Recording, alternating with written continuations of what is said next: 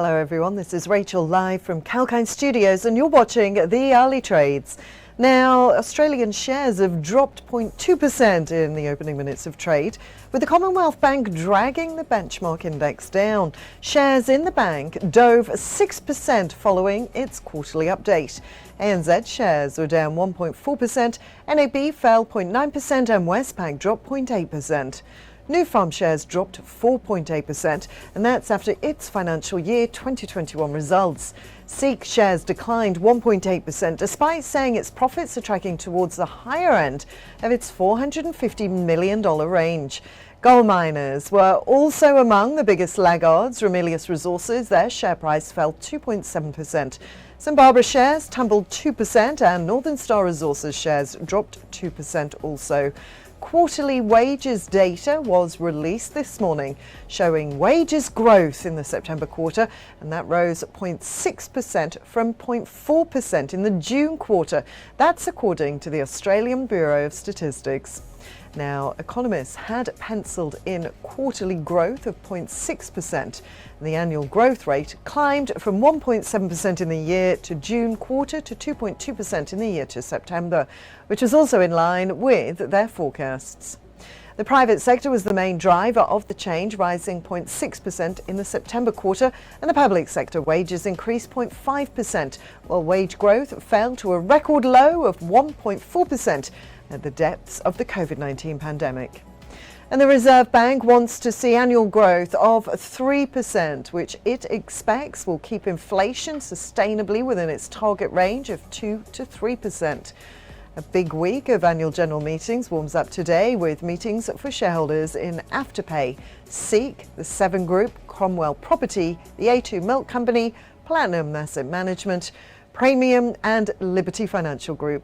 Commonwealth Bank, Nufarm, United Malt and ALS were scheduled to issue trading updates also. Looking at the IPOs, the ASX has 3 companies slated to list today. Ramelius Resources and Kalkine Gold Mining today at 12:30 p.m.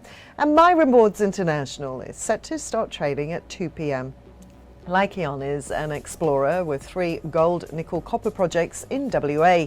Kalkine Gold is a spin-off of Ardia's Kalkine assets, and My Rewards offers loyalty programs to businesses for employees and customers. Moving on now to the news market makers so far today. Afterpay Chairman Alana Rubin and co-CEO Anthony Eisen have crystallised their pitches to shareholders ahead of the final vote on the Square acquisition in under 3 weeks, saying the combination will make Afterpay more influential on the global stage in the buy now, pay later space.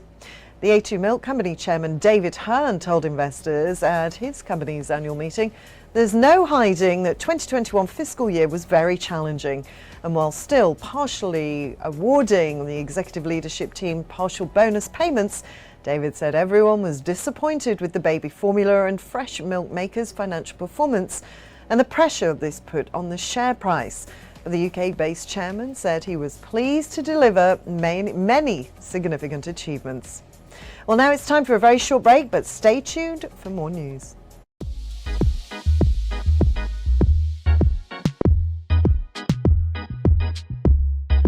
Hi there, James Preston for Kalkine TV. Are you into gaming and virtual reality? Does AI and the endless possibilities it entails capture your interest?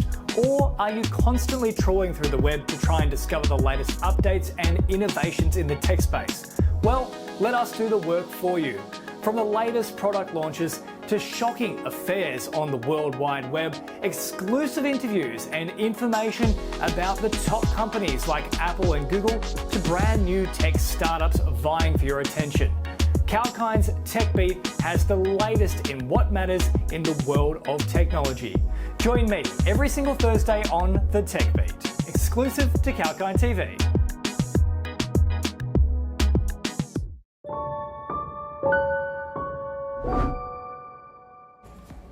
Hello and welcome back. This is Rachel for Kalkine TV.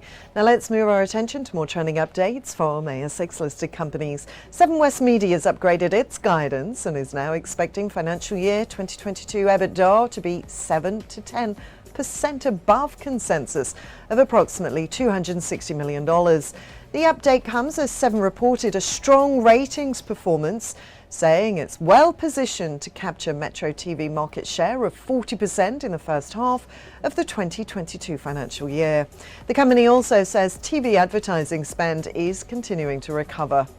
And the Commonwealth Bank has delivered cash net profit after tax of $2.2 billion in the first quarter of 2022, up 20% on the same period last year.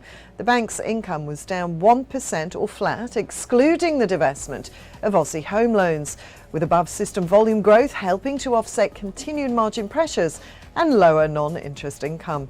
CBA's expenses also fell 1%, with lower remediation costs offsetting higher staff expenses. The bank reported a loan impairment expense of $103 million in the quarter. And profits for SEEK, the job ads group, are tracking towards the higher end of the company's previously announced $425 million to $450 million range for the 2022 financial year. The forecast for EBITDA is based on revenue, also running to the upper end of a prior forecast range of between $950 million and $1 billion, with net profit after tax also on pace to hit the top end of $190 million to $200 million range. The company pointed to strong year-to-date ad volumes in Australia, Hong Kong, Singapore and Malaysia, and said planned investments by the company were progressing well. United Malt revenues slipped 4% to $1.2 billion, and EBITDA fell by a fifth to $123.3 million in the year to the end of September.